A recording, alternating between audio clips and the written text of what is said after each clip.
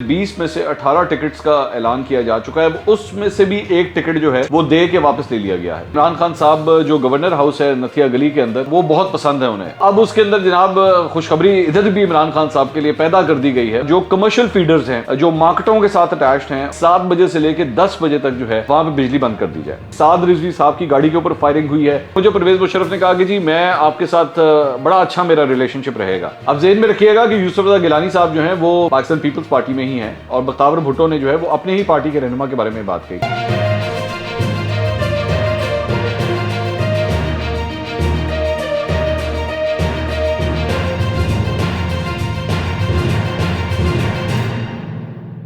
अस्सलाम वालेकुम नाज़रीन, मैं हूं मंसूर अली खान। अपने YouTube चैनल के ऊपर आपको खुश आमदीद कहूँगा। सबसे पहले आपसे दरख्वास्त के चैनल को सब्सक्राइब करना मत भूलिएगा और बेल आइकन ज़रूर प्रेस कीजिएगा। नाज़रीन, 7-8 मुख्तलिफ खबरें हैं इस वीलॉग के अंदर जो हम एक एक करके डिस्कस करेंगे, आप तक ये इन्फॉर्मेशन भी पहुँचाते हैं। छोटी खबरें ज़रा पहले डिस्कस कर लेते हैं। एक तो पाकिस्तान तहरीक इंसाफ ने जो टिकट्स बांटे थे, ये जो ज़िमनी इंतखाबात हो रहे हैं 17 जुलाई को, उसमें से 20 में से 18 टिकट्स का ऐलान किया जा चुका है। उसमें से भी एक टिकट जो है वो दे के वापस ले लिया गया है, अनाउंस करके वापस ले लिया गया है। PP 167 लाहौर का ये हल्का है। ये वही हल्का है जहाँ पे पाकिस्तान तहरीक इंसाफ के साबका उम्मीदवार नज़ीर चौहान साहब जो हैं, जोहर टाउन का इलाका है, वहाँ से मुस्लिम लीग नून की जानिब से वो इलेक्शन लड़ रहे हैं। वहाँ पे पहले ये टिकट जो है वो आतिफ चौधरी साहब को दिया गया था। बड़ी उन्होंने कैंपेनिंग भी की, वो बड़ी मेहनत कर रहे थे। मैंने फेसबुक के ऊपर देखा था, काफ़ी एक्टिव थे वो। उनसे ये टिकट जो है वो वापस ले लिया गया है और उनसे टिकट लेके अब शबीर अहमद साहब को जो है वो ये टिकट दे दिया गया है। तो एक तब्दीली पाकिस्तान तहरीक इंसाफ की जानिब से ये आई है। इसके अलावा पाकिस्तान तहरीक इंसाफ के लिए एक और खुशखबरी भी आई है। वो आई है फॉरेन फंडिंग केस या ममनुआ फंडिंग केस, आप जिस तरह भी इसको डिफाइन करना चाहिए। इसके ऊपर भी एक वैसे बड़ी लंबी बहस है कि इसको क्या कहना चाहिए। बहरहाल आज इंट्रा कोर्ट अपील के हवाले से जो है फैसला आया है और इस्लामाबाद हाई कोर्ट ने जो है वो ये फैसला दिया है कि जनाब ये जो 30 दिन की शर्त लगाई गई थी इलेक्शन कमीशन उसके अंदर ये फैसला करे, उस शर्त को जो है वो ख़त्म कर दिया गया है। तो ये एक अच्छी खबर पाकिस्तान तहरीक इंसाफ के लिए आई, क्योंकि इनकी मुमकिन कोशिश है कि किसी तरह ये फैसला ना हो और किसी तरह मामला जो है वो स्लो डाउन हो जाए। तो इसके अंदर एक सक्सेस जो है वो पाकिस्तान तहरीक इंसाफ को मिली है। तो 2 खबरें जनाब ये हो गई। इसके अलावा एक और ख़बर जो है वो इमरान खान साहब के हवाले से ही है। आपको पता होगा कि इमरान खान साहब जो गवर्नर हाउस है नथिया गली के अंदर, उसे वो बहुत पसंद है उन्हें और वो बड़ा विज़िट करते रहे हैं। ख़ास तौर पे जब से ये हुकूमत इनकी KP के अंदर आई हुई थी तब से उसे बड़ा रेगुलरली जो है वो यूज़ करते थे और वैसे भी आते जाते थे। लेकिन अब हुआ ये कि गवर्नर खैबर पख्तूनख्वा उन्होंने तो अपने ओहदे से इस्तीफ़ा दे दिया। अब चूंकि वो इस्तीफ़ा दे दिया तो खैबर पख्तूनख्वा का ये जो गवर्नर हाउस है वो इमरान खान साहब किस तरह इस्तेमाल करें। गवर्नर नहीं रहा, इमरान खान साहब वज़ीर आज़म नहीं रहे। तो अब उसके अंदर जनाब खुशखबरी इधर भी इमरान खान साहब के लिए पैदा कर दी गई है और वो पैदा इस तरह की गई है कि जनाब अब उसको टेक ओवर कर लिया है KP की हुकूमत ने। KP की हुकूमत किसके पास है? ज़ाहिर बात है पाकिस्तान तहरीक इंसाफ के पास है। और ये बेसिकली फ़खर दुरानी साहब की खबर है, द न्यूज़ के अंदर ये खबर आई है। इसके अंदर वो ये फरमाते हैं कि काफ़ी देर से जो है वो ये मामला चल रहा था और जो मुख्तलिफ दीगर गेस्ट हाउसेस थे उनको तो एक्चुअली खैबर पख्तूनख्वा की हुकूमत जो है वो टेक ओवर कर चुकी हुई थी, लेकिन ये गवर्नर हाउस जो है ना ये रोक के रखा हुआ था। और जो इसकी वजह, बहुत बड़ी वजह ये थी कि इमरान खान साहब ने इसको विज़िट करना होता था। तो अब जाके उसका ट्रांसफ़र जो है वो मुमकिन बना दिया गया है। 27 अप्रैल 2022 को बेसिकली इसका टेक ओवर हो गया और अब चूंकि खैबर पख्तूनख्वा हुकूमत के पास आ गया है तो इमरान खान साहब अब इसको विजिट भी कर सकते हैं, जब मर्जी जाएँ जो है वो ये कर सकते हैं। और इंटरेस्टिंगली इसके अंदर ये बात ये बताई गई है कि इसका ये टेक ओवर पिछले 1 साल से तकरीबन पेंडिंग पड़ा हुआ था और 1 साल से कोई टेक्निकल कमेटी थी वही नहीं बन पा रही थी ताकि इसको टेक ओवर किया जाए, लेकिन अब वो मुमकिन हो सका है। तो इमरान खान साहब दोबारा से खैबर पख्तूनख्वा के ख़र्चों के ऊपर, जिस तरह वो पहले अपने काफ़ी मामला जो हैं उनके ख़र्चों के ऊपर कर रहे हैं जबकि वो ऑथराइज नहीं हैं इस काम के लिए, इसके बावजूद अब वो नथिया गली के अंदर जाके आराम से पुरफ़िज़ा मुकाम के अंदर जाके रिलैक्स कर सकते हैं, इंजॉय कर सकते हैं। तो इमरान खान साहब के लिए एक ये खबर। इसके अलावा PTI से रिलेटेड जनाब एक और ख़बर ये भी है कि 3 अरकान पार्लियामेंट जिन्हें डी-सीट कर दिया गया था और वो हैं जनाब साजिदा यूसुफ साहिबा, हारून इमरान गुल साहब और उज़्मा कारदार साहिबा। इन तीनों ने जनाब सुप्रीम कोर्ट में जो है वो अपनी पिटिशन फाइल कर दी है और बाकायदा तौर पर इस सिलसिले में इलेक्शन कमीशन ने जो इन लोगों को डी सीट किया था उस सिलसिले को सुप्रीम कोर्ट में अब इन्होंने चैलेंज कर लिया है। अब इलेक्शन कमीशन ने, आपको याद होगा कि ये टोटल 25 अफराद थे जिनको डी सीट किया गया था। इसमें 3 खवातीन, 2 अक़लियती अरकान जो बेसिकली रिजर्व सीट्स के ऊपर थे, और इसके साथ साथ 20 लोग जो इलेक्शंस के जरिए एमपीएस बने थे, उन सबको डी सीट कर दिया था। तो ये जो रिजर्व सीट्स के ऊपर जो लोग हैं, इन्होंने जाके इस फैसले को जो है वो चैलेंज कर दिया है और उन्होंने कहा कि जी आप हमें डी सीट नहीं कर सकते। अब सुप्रीम कोर्ट इसको कब सुनता है इस मामले को, ये इसके लिए हमें इंतज़ार करना पड़ेगा कि सुप्रीम कोर्ट इसको किस तरह, और अगर सुप्रीम कोर्ट एक्चुअली इनके हक में फैसला दे देता है तो वो सीटें जो हैं वो दोबारा से इन लोगों के पास भी आ सकती हैं। लेकिन अभी हमें इंतज़ार करना पड़ेगा कि आखिर इसमें क्या डेवलपमेंट होती है। तो एक खबर जो है ये थी। अच्छा, एक बड़ी इंटरेस्टिंग खबर है और वो पावर डिवीज़न के हवाले से है। मुल्क में जारी ये जो बिजली का बहरान है उस सिलसिले में है। इस सिलसिले में ये खबर सामने आ रही है कि बेसिकली जो कमर्शियल फीडर्स हैं जो मार्केटों के साथ अटैच्ड हैं और जहाँ से बेसिकली मुख्तलिफ मार्केटों को बिजली प्रोवाइड की जाती है, उस सिलसिले में पावर डिवीज़न ये फैसला कर रहा है जी 7 बजे से लेकर 10 बजे तक जो है वहाँ पे बिजली बंद कर दी जाए। अब ये जो तजवीज़ है कि मार्केटें जल्दी बंद कर दी जाए, मगरिब के टाइम के ऊपर बंद कर दी जाएँ, ये बड़ी देर से चल रही थी। लेकिन मैं आपको ये पहले भी मैंने बताया था, मैं दोबारा आपको बता देता हूँ कि ये तजावीज़ मुशर्रफ साहब के दौर से चलती आ रही हैं इस किस्म की, कि मार्केटें जो है ना वो जल्दी बंद कर दी जाएँ। लेकिन जो ताजर बरादरी है वो इसको मानने के लिए तैयार नहीं थी और वो बार बार जो है वो ये कहती थी कि नहीं जी ऐसा नहीं हो सकता। और ये वाली हुकूमत भी अब ये कोशिश कर रही है। लेकिन मैंने आपको पहले भी बात बताई थी कि इस सिलसिले में जो ताजर बरादरी है वो मुस्लिम लीग नून का बहुत बड़ा वोट बैंक है और वो इस सिलसिले में जब रिएक्ट करेगा तो क्या मुस्लिम लीग नून उसका प्रेशर बर्दाश्त कर पाती है या नहीं, ये सबसे बड़ा सवालिया निशान है। तो अब ये जो इस किस्म की तजावीज़ आई हैं, या भी तजावीज़ आई हैं, इस पर इम्प्लीमेंट होता है या नहीं होता, ये देखने वाली बात है। और दूसरी बात ये, और भी बड़ी कुछ इंटरेस्टिंग पॉइंट्स हैं। मिसाल के तौर पे इसके अंदर एक बड़ा इंपॉर्टेंट जो पॉइंट आता है वो ये है कि चंद रेस्टोरेंट्स हैं जिस तरह, अब रेस्टोरेंट जो हैं वो काम ही रात के वक्त करते हैं, जाहिर बात है उनका डिनर वगैरह वहाँ पे वो सर्व करते हैं, लोग आते हैं रेस्टोरेंट में खाना खाने के लिए। और अगर वो भी मार्केटों के बीच में हैं, रेस्टोरेंट्स भी मार्केटों के अंदर खुले हुए हैं, तो क्या आप उनको बिजली नहीं प्रोवाइड करेंगे? आखिर उनका क्या कसूर है इस सारे मामले में? मतलब उनका तो कारोबार ही ठप हो गया ना, कि अगर वो रात को रेस्टोरेंट्स ही ना खोल सकें, लोग डिनर ही ना कर सके आके। तो इस सारे मामले के अंदर ना बहुत से इफ्स एंड बट्स हैं कि इसको इम्प्लीमेंट किया जा सके। तजवीज़ बहुत अच्छी है, लेकिन एक्चुअली मेरा ख्याल में रादर दिन के इस तरह पीछे से बटन ही बंद कर दिया जाए, इससे बजाय बेहतर है कि आप ताजरों के साथ मुज़ाकरात करें और उनके साथ मुज़ाकरात करके इस मामले को जो है वो निभाने की कोशिश करें, उसको रिजॉल्व करने की कोशिश करें। रादर दिन के कोई ऐसी सिचुएशन हो कि उसके बाद ताजिर बरादरी आगे से जो है वो एहतजाज करे और उसके बाद आपके हाथ में कुछ भी ना आ सके। तो एक खबर जो है वो ये है। इसके अलावा आज ज़िमनी इलेक्शन था जी, हल्का NA 240 के अंदर, और बड़ा ही अजीब किस्म का ये इलेक्शन हुआ है। सबसे पहली बात तो ये कि बड़ा ही लो वोटर टर्नआउट आज दिन भर देखा गया, इंतहाई लो था। और दिन भर जो है वो मुख्तलिफ पोलिंग स्टेशन से यही खबरें आ रही थी कि जी लोग जो है वो अपना कोई इंटरेस्ट शो नहीं कर रहे।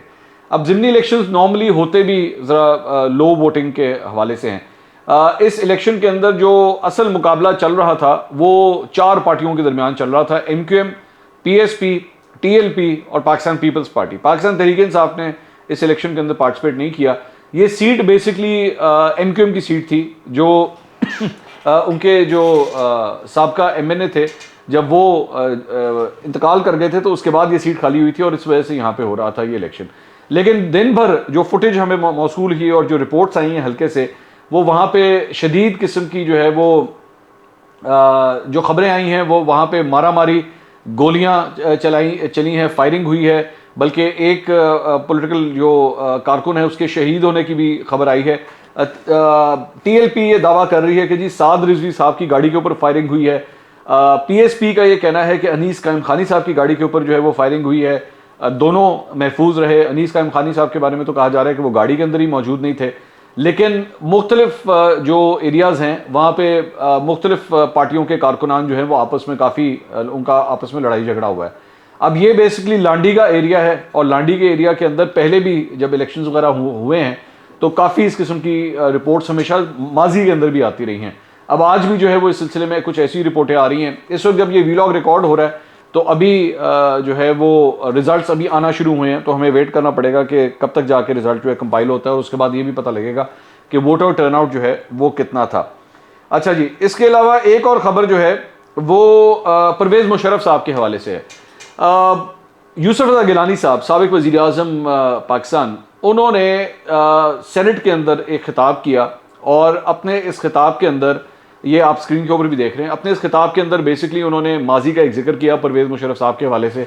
उन्होंने कहा कि जी मैं जब वज़ीर आज़म बना तो उससे पहले तो मैं जेल में भी रह चुका था मुशर्रफ साहब के दौर में, लेकिन जब मैं वज़ीर आज़म बना और मेरी मुलाकात हुई परवेज़ मुशर्रफ साहब से जब वो सदर थे, तो उन्होंने कहा कि मुझे परवेज़ मुशर्रफ ने कहा कि जी मैं आपके साथ बड़ा अच्छा मेरा रिलेशनशिप रहेगा।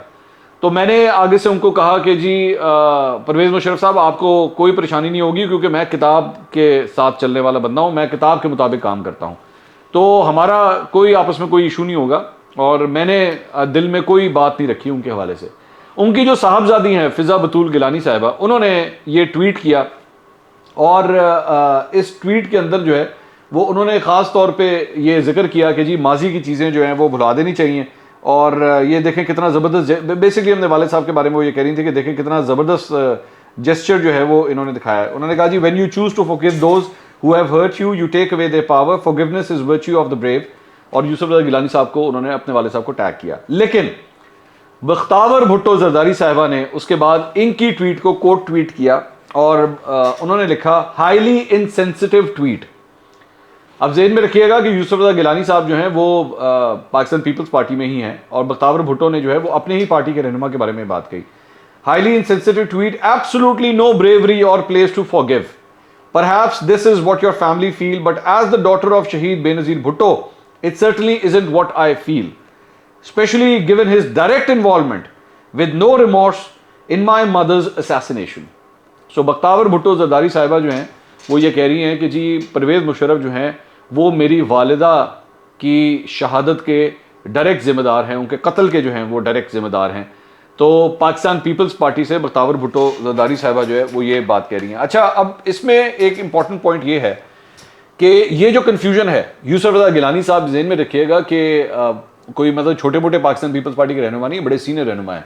सेनेट के अंदर उनके पास एक बड़ी सीनियर पोजीशन है, ऑपोजिशन लीडर का उनको ओहदा दिया गया था। तो वो इस किस्म की बात कर रहे हैं, लेकिन भुट्टो ख़ानदान जो है वो आज भी परवेज़ मुशर्रफ साहब को जो है वो मोहतरमा बेनज़ीर भुट्टो के कत्ल का जिम्मेदार ठहराता है। अब मेरा सवाल ये है कि अगर भुट्टो ख़ानदान वाकई ये समझता है तो फिर पाकिस्तान पीपल्स पार्टी की इस सिलसिले में एक पॉलिसी क्यों नहीं है? पाकिस्तान पीपल्स पार्टी के अंदर ये तजाद क्यों पाया जाता है कि यूसुफ रज़ा गिलानी साहब इतनी बड़ी बात कह दें और उसके बाद बख्तावर भुट्टो को जो है एक्चुअली इस तरह रिएक्ट करना पड़े? अक्सर सियासी जमातों के अंदर मैं यही देखता हूं कि इस सिलसिले में तजाद पाया जाता है कि लीडरशिप के अंदर भी जो है वो एक शख्स कोई बात कर रहा होता है, एक दूसरा शख्स कोई और बात कर रहा होता है। मैं इसकी एक और एग्जाम्पल आपको देता हूँ। बख्तावर भुट्टो ने जो बात की है इसकी मैं एक और एग्जाम्पल भी आपको देता हूँ। मलिक रियाज साहब, उनके हवाले से जो हालिया अभी ऑडियोज वगैरह आई और ये सब कुछ हुआ, आज बल्कि मरियम नवाज साहिबा जब बात कर रही थी ना, आज उन्होंने इस्लामाबाद हाईकोर्ट के बाहर बात की, तो उसमें भी उन्होंने मलिक रियाज साहब के बारे में ये जिक्र किया कि जी हीरे की अंगूठी दी जाती थी और मलिक रियाज को जो है वो किस तरह रिश्वत ऑफर हो रही थी, इस तरह की सारी उन्होंने बातें की।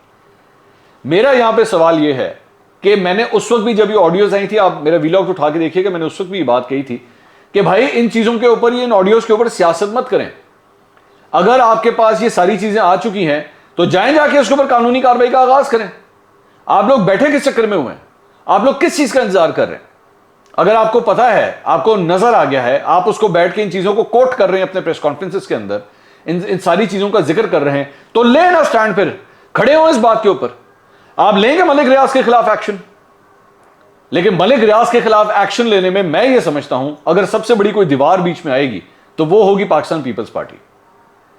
और अगर पाकिस्तान पीपल्स पार्टी को आपने नाराज किया, जो कि मलिक रियाज साहब के लिए एक दीवार के तौर पे खड़ी हो सकती है, तो फिर ये हुकूमत भी कायम रहती है या नहीं रहती?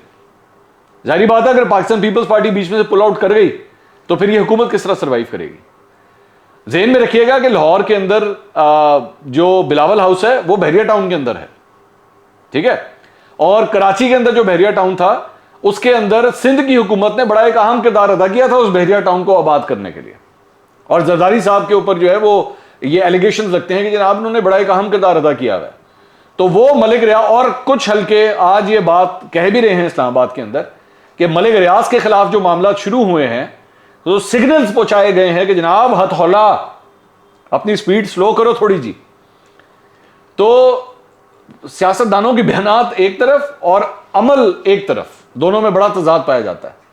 तो परवेज मुशर्रफ साहब के हवाले से भी यूसुफ रज़ा गिलानी साहब के ख्यालात कुछ और, लेकिन भुट्टो खानदान के अंदर बख्तावर भुट्टो के ख्यालात कुछ और हैं। और क्या ये सब कुछ जरदारी साहब या बिलावल भुट्टो साहब ये पोजीशन लेंगे जो उनकी बहन ले रही हैं सोशल मीडिया के ऊपर, ट्विटर के ऊपर, आज की सूरत हाल में? क्योंकि आज की सूरत हाल में तो आप एस्टैब्लिशमेंट के साथ आके खड़ा होना चाहते हैं, आप एस्टैब्लिशमेंट के साथ मिल के जो है वो ये पोजीशन लेना चाहते हैं, क्योंकि एस्टैब्लिशमेंट को आप नाराज नहीं करना चाहते। एस्टैब्लिशमेंट से मिसाल के तौर पर DGI-SPR ने डायरेक्टली ये बात कही कि जी परवेज मुशर्रफ साहब जो हैं हम उनको वापस लाना चाहते हैं, बाइज्जत तरीके से लाना चाहते हैं, और उनकी फैमिली जो भी फैसला करे। मतलब इदारे ने तो एक्चुअली इस चीज़ की ख्वाहिश का इजहार किया है। लेकिन बख्तावर भुट्टो जो पोजीशन ले रही हैं, क्या बिलावल भुट्टो अपनी बहन की यही पोजीशन लेंगे? आसिफ अली जरदारी साहब भी यही बात करेंगे कि हाँ जी हम मोहतरमा बेनज़ीर भुट्टो के कत्ल का जिम्मेदार जो है इस परवेज मुशर्रफ को समझते हैं, और मैं being a foreign minister, Bilawal Bhutto आज एक फॉरेन मिनिस्टर हैं, ठीक है, तो क्या वो एक फॉरेन मिनिस्टर इस चीज को रोक पाएगा या नहीं रोक पाएगा? बड़ी दूर की ये कहानी है, बहुत, वो जैसे कहते हैं ना, बड़ा लंबा सफर है ये। मेरा नहीं ख्याल कि पाकिस्तान पीपल्स पार्टी ये सफर करने में जो है वो कामयाब होगी। अगले व्लॉग में दोबारा मुलाकात होगी। अल्लाह हाफ़िज़।